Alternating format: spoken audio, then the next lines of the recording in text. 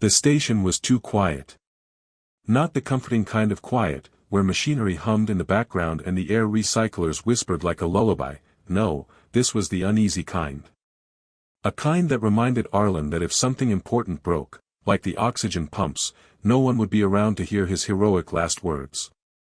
Not that he had any prepared. Maybe something like, "I told you the coffee machine was a priority." He leaned back in the sagging chair of the command deck, one boot propped against the console. Outside, the red dwarf star flickered like an old bulb about to burn out, painting everything in shades of rust. The mining station had once been bustling, or so the records claimed, but now it was just him and a whole lot of creaking bulkheads. Sometimes, when the pipes groaned just right, Arlen swore the station was trying to talk to him. That, or it was just the loneliness gnawing at his brain. He was halfway through a stale protein bar that tasted vaguely like cardboard seasoned with regret when the alarms lit up. The console, usually about as lively as a tombstone, flared with incoming docking signals. Arlen blinked, nearly choking. No ships were scheduled. No ships ever came here. Finally, he muttered, brushing crumbs off his jumpsuit. Either rescue or pirates. Honestly, I'll take either as long as they bring better snacks. The external cameras flickered on. A ship glided into view, black and sleek, its hull reflecting faint starlight like liquid glass. It didn't match any design in his database, not corporate, not military, not the scrappy freighters that sometimes limped between forgotten routes. This vessel looked elegant, purposeful, and utterly silent, except for the docking request it had already forced into his system. Arlen hesitated, chewing his lip. On the one hand, protocol said he should deny entry until proper clearance codes were provided. On the other hand, protocol had abandoned this station a long time ago. He stared at the blinking light on the console and sighed. Well, Mom always said I should make new friends. He pressed the accept key. The docking clamps engaged with a deep clang that echoed through the station's bones. The airlock cycled. Arlen adjusted his tool belt, as though carrying a wrench would be any real defense against, well, whatever came out of that ship. The hatch hissed open. She stepped through. At first glance, she could have passed for human. Tall, poised, with long dark hair that shimmered oddly in the station's poor lighting. But then his eyes caught the details that didn't fit, her ears, long and elegant, tapering to fine points that twitched ever so slightly, like they were listening independently. Her gaze, too, bright silver, reflecting the world around her as though her eyes were liquid mirrors. For a moment, Arlen forgot the whole stranger danger concept entirely. Then he remembered it with a jolt. Ah. Welcome to Mining Station 17B, he said, straightening as if the slouch in his spine might insult her. Population, me. Please don't kill me. Her lips curved in the faintest smile. You're not what I expected. Her voice was melodic, lightly accented in a way his translator implant almost tripped over. Well, neither are you, Arlen shot back before his brain could stop his mouth. Most visitors I get are rats. And they're very punctual. She tilted her head, ears flicking in amusement. I see humor survives even in exile. Exile. The word sent a chill down his spine. He wasn't supposed to be exiled, just forgotten by bureaucracy. But she said it so matter-of-factly that he didn't bother correcting her. So, he said, shifting awkwardly, who are you? And what brings you to my charming corner of the galaxy? Tourism. Broken GPS. Her smile widened, revealing teeth just a shade too sharp. Call me Leora. And as for why I'm here. She glanced around at the corroded walls and flickering lights. Let's just say I'm hiding. Your station looked abandoned. I didn't expect a caretaker. Arlen considered correcting her again. Caretaker sounded so much better than guy left behind to make sure the toilets don't explode. Instead he shrugged. Well, I'm Arlen, and as long as you don't mind recycled air that tastes like burnt copper, you're welcome. Though I should warn you, the vending machines only serve despair-flavored protein bars. Leora let out a soft laugh, musical and unsettling at the same time. I'll take my chances. She stepped farther inside, and Arlen caught the faintest shimmer along her skin, like static electricity clinging to her. The station's lights dimmed for a second, as though acknowledging her presence. He swallowed. It occurred to him, standing there in his grease-stained jumpsuit with crumbs still stuck to his collar, that his life had just changed. He didn't know how, or why, but something in her silver gaze told him normal was already behind him. Great, he muttered under his breath. This is how horror movies start. Pardon? Leora asked, glancing back at him. Nothing, Arlen said quickly, forcing a grin. Just, welcome aboard. Try not to touch anything that sparks. Which, unfortunately, is most of it. She laughed again, and the sound echoed strangely down the hollow corridors. For the first time in months, Arlen didn't mind the silence of the station. It was no longer empty. It was filled with possibility, and, most likely, trouble. And judging by the look in Leora's mirrored eyes, trouble had just docked for a long stay. Arlen hadn't had company in months, and now he had an alien woman walking beside him as if she owned the place. The strangest part wasn't her silver eyes or the way her long ears twitched at every creak of the bulkheads. It was how quickly she managed to make the station feel less like a tomb and more like, well, a very run-down hotel with bad customer service. He led her through the main corridor, gesturing at the flickering lights. As you can see, we have mood lighting. It alternates between dim and I think the power's failing. Very romantic. Leora's lips curved in that half-smile again. It suits the place. Haunted, but cozy. Exactly, Arlen said, pleased she understood the aesthetic. Now, over here we have the galley. Please don't expect food unless your definition of a meal includes compressed protein sludge and a machine that thinks coffee should taste like Lakida's despair. She leaned over the dispenser, her hair falling like a curtain of ink as she peered at the machine. Does it work? Work is a strong word, Arlen said, punching the button. The machine sputtered, wheezed, and produced something that smelled like melted socks. But hey, it hasn't killed me yet. That's the best review I can give it. She actually laughed, a bright sound that bounced against the metal walls. Arlen found himself grinning like an idiot, despite the cup of sludge steaming in his hand. They sat at one of the scratched metal tables. Leora studied him with those liquid eyes, and for a moment he felt pinned in place. Not threatened, just seen. Like she was flipping through the pages of his life without asking permission. You're alone here, she said softly. Yeah, Arlen admitted, shrugging. Just me and the rats. Well, used to be rats. Pretty sure the last one packed its tiny suitcase and left 3 weeks ago. Didn't even say goodbye. Her ears flicked, like the twitch was her version of laughter. Loneliness corrodes faster than metal, she said. True, Arlen said. But at least metal doesn't talk back when you argue with it. Although, he tapped the table. This one's been giving me attitude lately. Leora tilted her head, amused, then leaned back. You hide your unease with humor. And you hide your secrets with vague statements, Arlen replied before he could stop himself. Her smile widened. Perhaps. There was a pause. The hum of the recyclers filled it, steady and almost soothing. Then Leora's expression shifted, her ears angling as if listening to something Arlen couldn't hear. What is it? He asked. Your station sings, she said. Arlen blinked. Unless you mean the pipes screaming every time I flush, I think your translator's broken. No, she said seriously, her voice dropping. The metal vibrates with memory. I can hear it. Your walls know more than you realize. Arlen stared at her, then slowly sipped his sludge coffee. Right.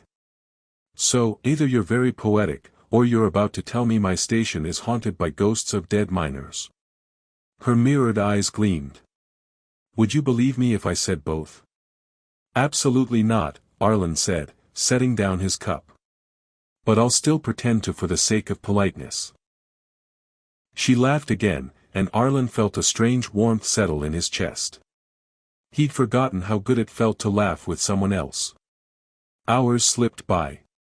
She asked questions, endless questions, about human life, about why the chairs squeaked, why humans wore shoes instead of hardening their feet, why Arlen swore every time he bumped his head on a low beam. In turn, he asked about her world. She spoke of deserts under triple moons, of glass rivers that carried sound instead of water, of cities that folded into themselves when threatened. Her words painted impossible pictures, and he found himself leaning closer, hanging on every one. At some point, she reached across the table. Her fingers brushed his hand, light as static. Arlen froze, blood stuttering in his veins. He looked up to find her watching him, not teasing this time, but intent, curious, like a scientist observing a rare specimen. And then she kissed him. It wasn't dramatic. It wasn't even long. Just the faintest press of her lips against his. But in that instant, the world tilted. Arlen's heart skipped. Heat surged through his veins, wild and electric. He jerked back, blinking. Is it supposed to feel like my circulatory system just swallowed a star? Leora tilted her head, her expression unreadable. Ah, she murmured. It begins. Arlen clutched the edge of the table, trying to steady his breathing. His skin prickled, his chest burned, and for one absurd second he thought about the vending machine. If this kills me, please tell the next guy who finds my corpse not to eat the protein bars. That's my legacy. Leora's ears flicked, and she smiled, not mockingly, but almost tenderly. Don't fear it, she said softly. Your blood is only learning to sing. Sing. Arlen gasped. Lady, my blood isn't singing. It's throwing a rock concert in my arteries. But even as he joked, his hands glowed faintly, light pulsing beneath the skin like liquid fire. The burning sensation didn't fade, it grew. And somewhere, deep inside, he knew nothing in his life would ever be the same again. Arlen stumbled through the corridor, gripping the railing as though it might keep him from flying apart. His veins pulsed with light, faint but undeniable, like someone had threaded neon wires through his bloodstream. Every nerve screamed and sang at once. This is fine, he muttered through clenched teeth. Totally fine. Just a casual post-kiss aneurysm. Happens to everyone, right? Behind him, Leora followed with an irritating calmness, her long ears twitching as though she were listening to something beyond the walls. She carried herself like someone watching a storm they'd predicted all along. Your body is adapting, she said in that infuriatingly serene tone. Adapting? Lady, my skin is glowing. People adapt to lactose intolerance, not spontaneous bioluminescence. He held up his hand. The faint glow shimmered just beneath the skin, swirling like molten metal. He could see his bones, just for a heartbeat, before the light faded again. Leora tilted her head, silver eyes narrowing slightly.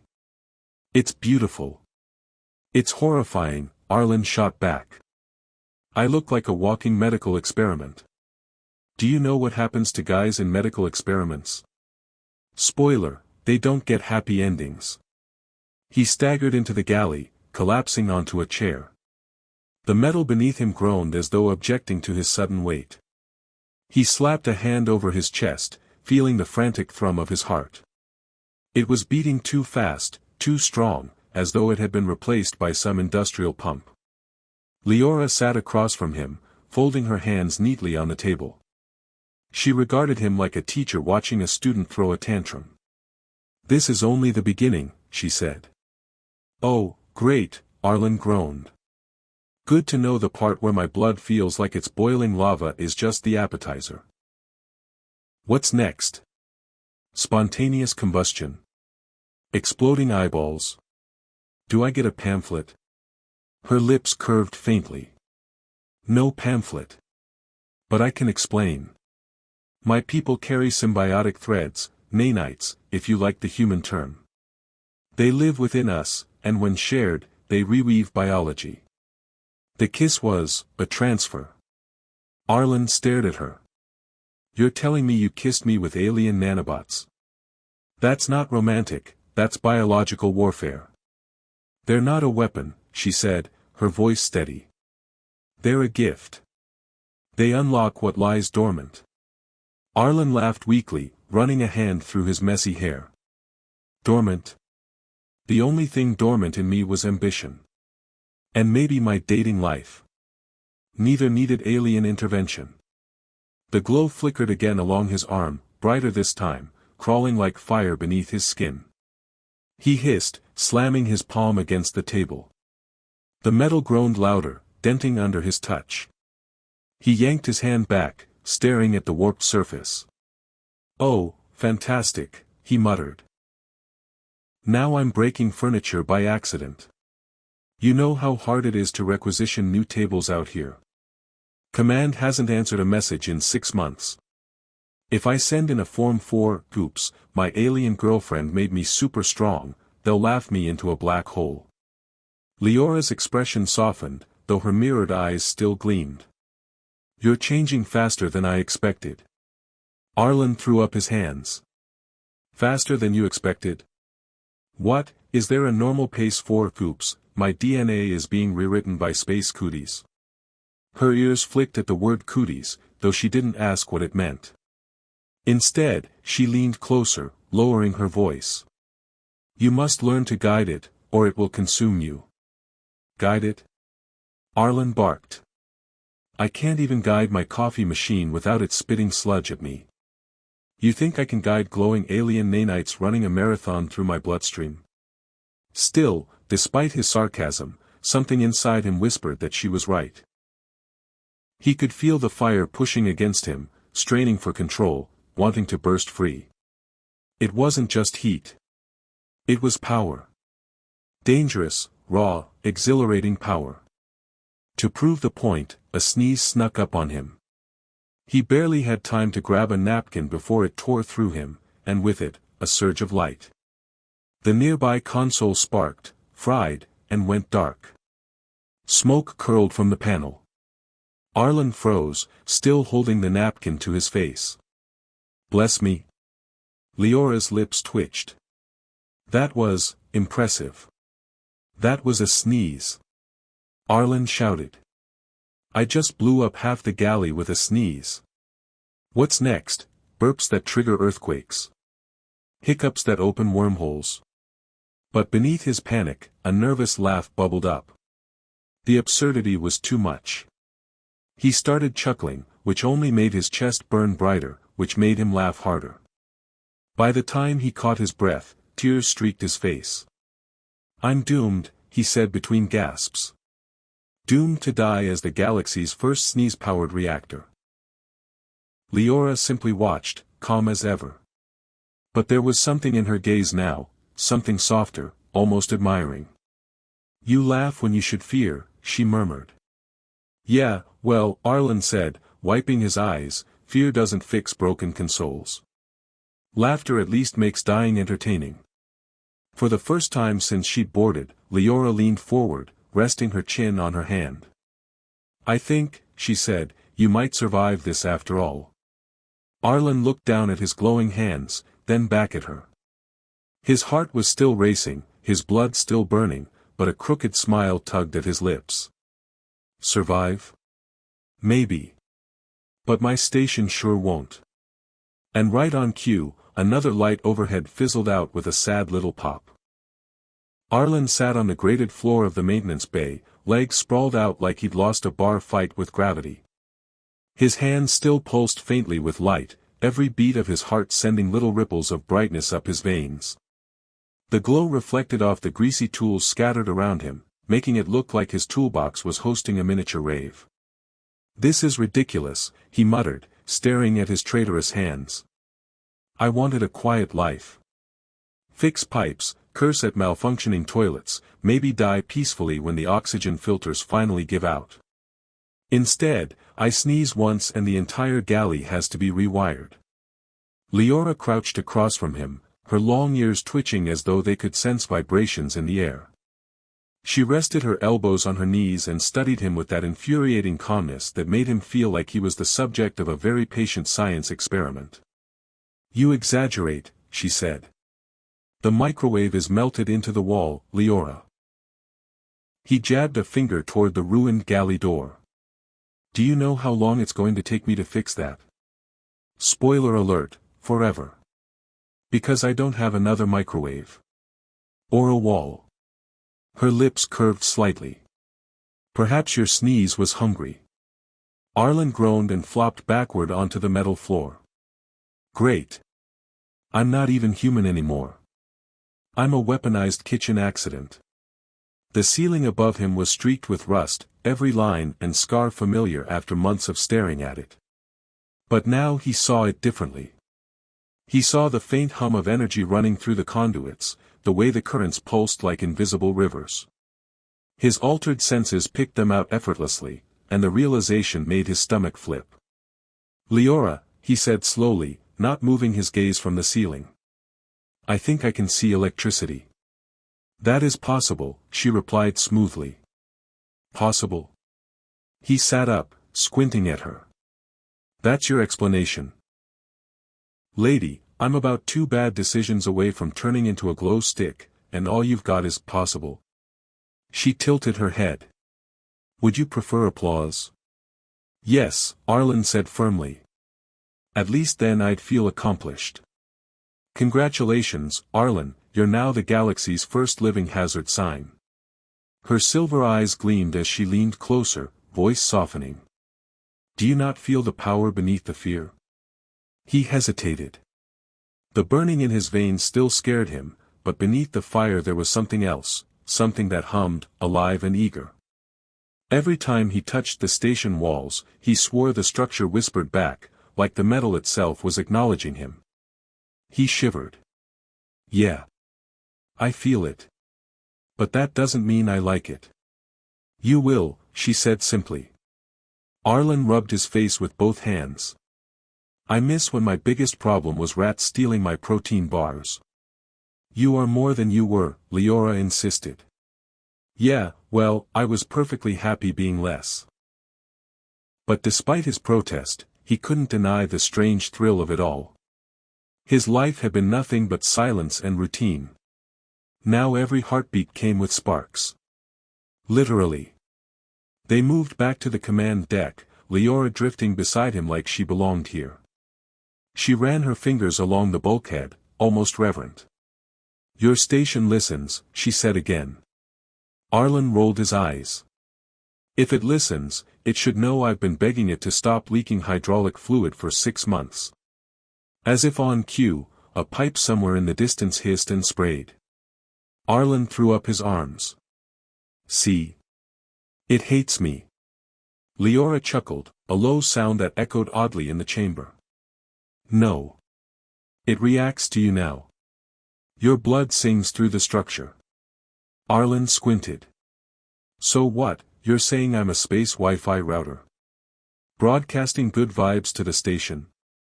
She didn't answer directly, just gave him that knowing look that drove him crazy. Before he could argue more, the console pinged. Arlen frowned. The long-range scanners had been dead for weeks, but now the display flickered with movement. Unfamiliar signals. His gut twisted. That can't be good. Leora's ears stiffened, and for the first time since he'd met her, the calm cracked. "Hunters." Arlen blinked. "Hunters? Like, intergalactic deer season? Am I the deer?" Her voice dropped. "They seek me. And now, you. Oh, fantastic." He threw up his hands again. "All I wanted was company. Instead, I get glowing blood, a microwave apocalypse, and now space bounty hunters. I should have just stuck with the rats." The console beeped again, sharper this time. The signals multiplied, 3, 4, 5 ships closing in. Leora's gaze snapped to him, sharp and unyielding. If you cannot control your change, they will kill you. And they will not stop with you. They will burn this station to ash. Arlen's laugh was shaky, half hysterical. Great pep talk, thanks. Very motivational. Do I at least get a weapon? You already are one, she said. His stomach dropped. The glow in his veins pulsed brighter, responding to her words. The station lights flickered with it, as though tied to his heartbeat. Arlen swallowed hard, forcing a grin despite the fear crawling up his throat. Okay. Hunters, alien nanobots, me turning into a walking plasma torch. Sure. No pressure. He pressed a hand against the console, and for the first time he swore the metal didn't feel cold. It felt alive. It thrummed under his palm, humming in sync with the fire in his blood. Leora watched him closely, her silver gaze unblinking. Arlen let out a nervous laugh. Well, at least if I blow up, it'll be dramatic. Can't say I didn't go out with style. The scanners pinged again. The hunters were almost here. The station screamed like it hadn't done in decades, metal groaning and alarms wailing as hunter fire raked across the shields. Arlen's fingers dug into the glowing console, every pulse of energy from the ships outside hammering into his chest as though the station and his own body shared the same skeleton. The absurd part was that somewhere, underneath the terror, he wanted to laugh. He was one bad pun away from dying, but at least he'd go out as the galaxy's first fully caffeinated light bulb. Shields at 60%, he gasped, not sure if he was reporting to Leora or just narrating his impending doom. I don't even have shield readouts and yet here I am quoting them. My blood is literally doing tech support. Leora didn't flinch as another blast rocked the hull. She stood with her hands behind her back, calm and sharp as a drawn blade. Her ears twitched toward the vibrations, picking out details he couldn't. They are testing you, she said softly. Testing me? Arlen barked out a manic laugh. Lady, I didn't even pass driver's ed. And now I'm supposed to pass Alien Space Combat 101. The console lit up with targeting data. 3 hunter ships circled the station like wolves around a limping prey. One of them angled closer, its weapons charging. Arlen felt his blood surge in response, a burning wave that begged to be unleashed. He threw up his glowing hands in exasperation. Fine. Fine, you wanna fight? Let's play space whack-a-mole. The station's cannons obeyed before he even touched the keys. Energy arced from the old turrets, a brilliant flare that speared across the void and clipped the nearest hunter's wing. The sleek ship spun wildly, its stabilizers stuttering. Arlen's jaw dropped. Holy stars, did you see that? I just blasted a professional murder ship into a pirouette. Eat your heart out, ballet class. Leora's silver gaze flicked toward him, unreadable but faintly approving. You are beginning to listen. I don't want to listen. Arlen shouted, sweat running down his brow. I want to live long enough to retire somewhere with beaches and cocktails. Instead, I'm sinking my heartbeat to a half-dead station like it's my new dance partner. The hunters retaliated. 2 beams slammed into the shields, rattling the entire structure. Arlen coughed, clutching his ribs, as though his bones themselves had absorbed the hit. His laugh came out shaky. Okay, ow. Definitely not in the brochure. Pretty sure my spleen just filed a complaint. The console flared again, demanding his focus. He let the fire inside guide his hands this time, not thinking, not questioning. The cannons roared back, spitting twin lances of energy. One hunter ship exploded in a silent blossom of light, debris scattering across the stars. Arlen stared, wide-eyed, then let out a disbelieving laugh. Oh my stars. I just killed someone. Or, something. I don't know what's in those ships. Maybe they're piloted by space goldfish. Leora, tell me they're not space goldfish. Her ears flicked once. They are not. Good. Because I'd feel really bad if I just committed, intergalactic sushi. The humor bubbled out of him wildly, nerves straining against the terror of what he was doing. The fire in his veins didn't care.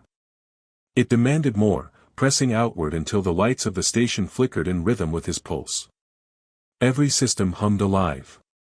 He could feel them, the engines, the shields, the dying wires, all singing through his blood.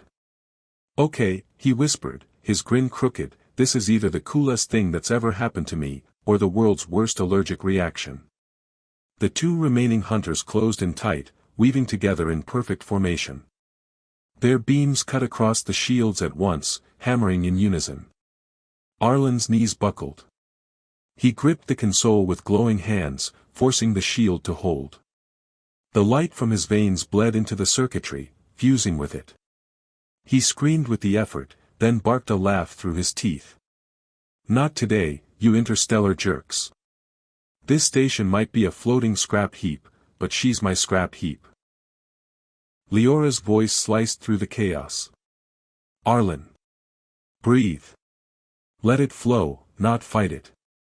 Easy for you to say, he gasped. You're not the one currently impersonating a nuclear reactor. But her voice steadied him.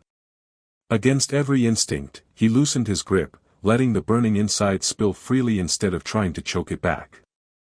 The fire didn't consume him. It expanded outward, filling the station like a second heartbeat. The shield surged. The cannons turned with eerie precision. Without touching a single control, Arlen felt the station move. He raised one hand, and the turrets fired in perfect sequence. Twin blasts speared across the void, catching the hunters mid-dive. One ship erupted in a silent burst of fire. The other spun out, venting plasma, before limping into retreat. Silence returned, broken only by Arlen's ragged laughter. He staggered back from the console, collapsing into the pilot's chair. His hands still glowed faintly, but the fire inside eased, fading to a steady hum. Did you see that? He panted, eyes wide. He threw his arms into the air. I'm a freaking space wizard. Leora regarded him with her usual calm, though her ears twitched in amusement. Perhaps. Or perhaps you are something more dangerous. Arlen leaned back, chest heaving, and let out a long laugh that was equal parts relief and hysteria. Yeah, well, either way, I'm gonna need a drink. And not coffee. Something strong enough to make me forget I nearly died twice in 10 minutes. The station creaked around them, battered but alive. The glow in his veins pulsed softly, no longer just burning, but singing. Arlen stared at his hands, then at Leora. So, what exactly did you do to me? Her silver eyes held his, sharp and unreadable. I gave you a kiss, she said softly. And in doing so, I changed the fate of us both. Arlen groaned and dragged his palms down his face. Great. Best. First. Date. Ever. Arlen woke up with his face mashed into a console, cheek stuck to a blinking screen that had politely tried to power down 3 times but kept getting shocked back awake by the glow still running through his veins. He peeled himself off the surface with a groan, strings of drool stretching like some grotesque space jelly. Morning, he muttered to nobody, then caught Leora's reflection in the glass. She was sitting across the chamber, utterly composed, as though she hadn't just watched him fight off 2 hunter ships while screaming jokes at the universe. Her long ears twitched at his voice, and she said calmly, "You snore." Arlen blinked. What? I don't snore. You snore, she repeated, unbothered, the corners of her mouth tilting just enough to sting his pride. Great, he grumbled, running a hand through his hair. First alien kiss, then spontaneous bloodlight superpowers, then saving the station. Now I learn I'm the cosmic embodiment of a chainsaw in my sleep. My ego is thriving. The station around them hummed weakly, alive but battered. Arlen could feel it the way he felt a headache, constant, dull, not exactly painful but impossible to ignore. The systems whispered against his skin, trickling in and out of his pulse. It was intoxicating and terrifying all at once, like holding a live wire and realizing it wanted to hold him back.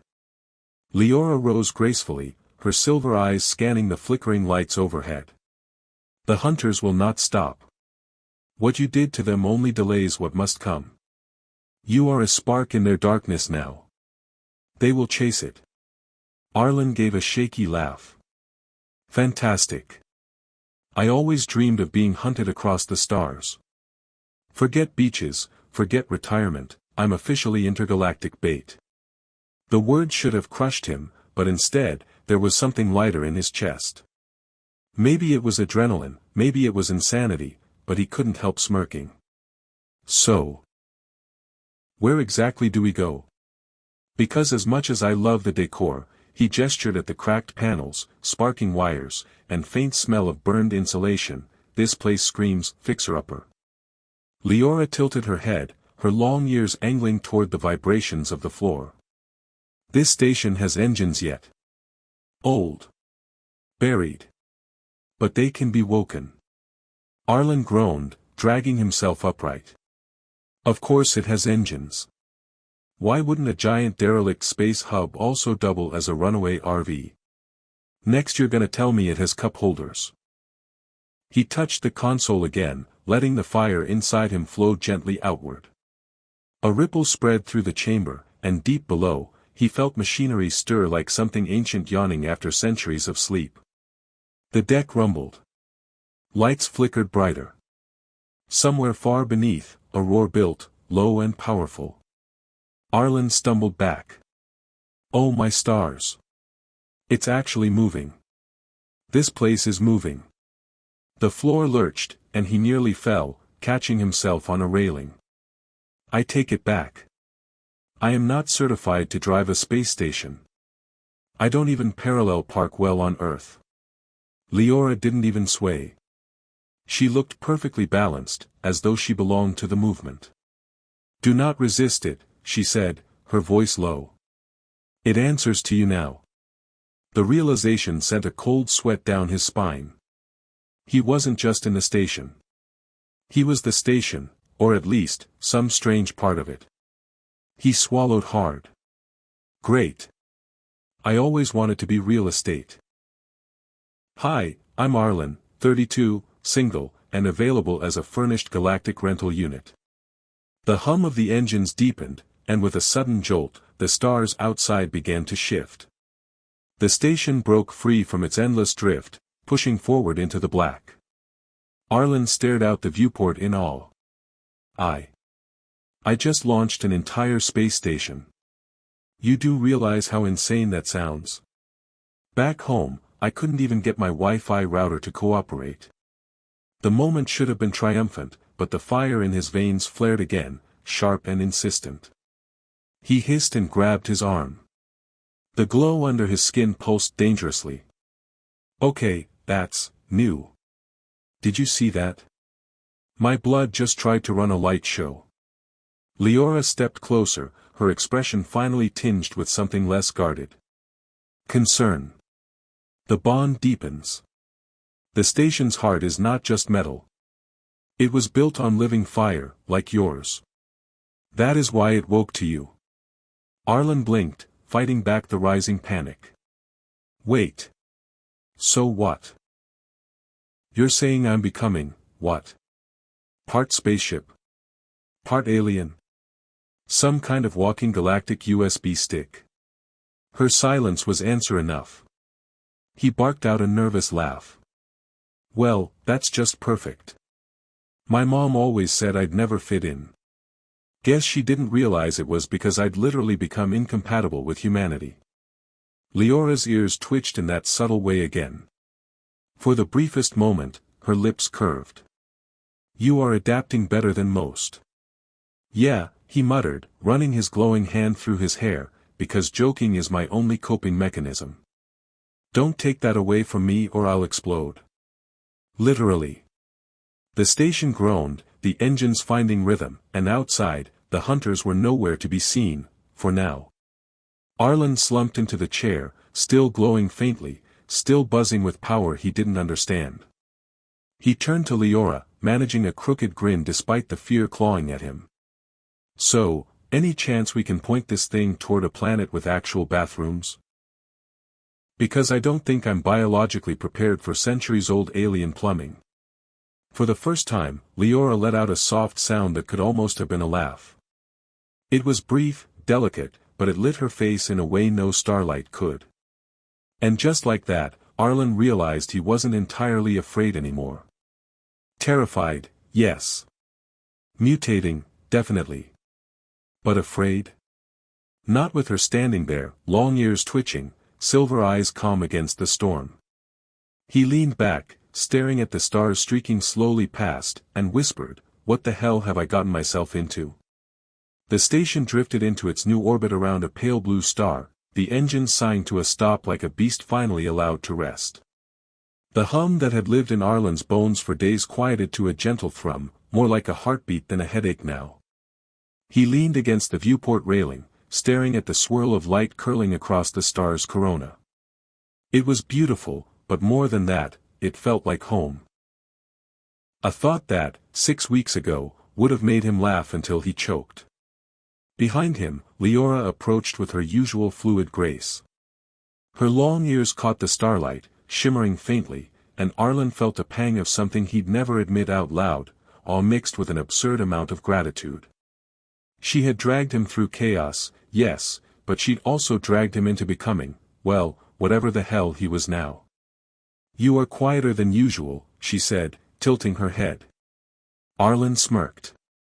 "Don't get used to it. I'm just trying not to ruin the moment with my usual brand of dazzling stupidity. Feels wrong to interrupt this cosmic screensaver." Her lips quirked into that almost laugh he had learned to treasure. "You have changed." He raised an eyebrow. "Changed how?" "Less whiny. More, glowy." He flexed his hand, watching faint trails of light shimmer under his skin. It didn't hurt anymore. It didn't scare him either. The fire inside felt like a companion now, not a parasite. "You are no longer running," Leora said simply. That hit harder than he expected. He remembered Earth, dead-end jobs, stale beer, nights filled with empty scrolling. He'd been running from himself long before any alien kiss set his blood on fire. Now, standing on a space station he had somehow bonded with, orbiting a star no human had ever seen, he realized she was right. He wasn't running. He was, here. Present. Alive in a way he'd never been. "Well," he said after a beat, "that's uncomfortably insightful. Thanks for ruining my reputation as a lovable idiot." "You remain an idiot," she replied smoothly. He laughed, shaking his head. "And you remain terrifyingly good at insults." A soft vibration rippled through the floor, an alert. The station's systems whispered in his veins, and Arlen knew without checking the console, the hunters had finally given up. Their signatures blinked out of the sector, retreating into the void. He exhaled, almost dizzy with relief. "They're gone. We actually made it. Guess the universe finally decided not to kill me today. Big win." Leora nodded once. "The bond with the station protects you now. They cannot follow where it hides. You are safe." Safe. The word tasted strange. He turned it over in his head like a marble, smooth and unfamiliar. "You know," he said slowly, "a few months ago, safe meant being on my couch with a pizza and bad TV reruns. Now it means piloting a haunted alien station with a glowing circulatory system and a partner with suspiciously pointy ears. I'm not sure how I feel about that." She studied him, silver eyes softening. "And yet, you feel alive." He opened his mouth for a sarcastic retort, but nothing came. Instead, he just grinned, leaning back against the railing. "Okay, fine. You win. I'm alive. Still confused, perpetually terrified, occasionally hilarious, but alive. For a moment, silence stretched between them, filled only by the gentle hum of the station. Then Arlen asked, "So what now?" "We've outrun the hunters, the station's awake, my blood's a nightlight." "Do we? I don't know, start an interstellar book club?" Leora's ears twitched, her version of amusement. He touched the console again, letting the fire inside him flow gently outward. A ripple spread through the chamber, and deep below, he felt machinery stir like something ancient yawning after centuries of sleep. The deck rumbled. Lights flickered brighter. Somewhere far beneath, a roar built, low and powerful. Arlen stumbled back. "Oh my stars! It's actually moving. This place is moving." The floor lurched, and he nearly fell, catching himself on a railing. "I take it back. I am not certified to drive a space station. I don't even parallel park well on Earth." Leora didn't even sway. She looked perfectly balanced, as though she belonged to the movement. "Do not resist it," she said, her voice low. "It answers to you now." The realization sent a cold sweat down his spine. He wasn't just in the station. He was the station, or at least, some strange part of it. He swallowed hard. "Great.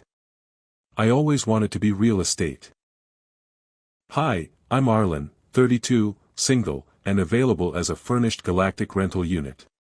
The hum of the engines deepened, and with a sudden jolt, the stars outside began to shift. The station broke free from its endless drift, pushing forward into the black.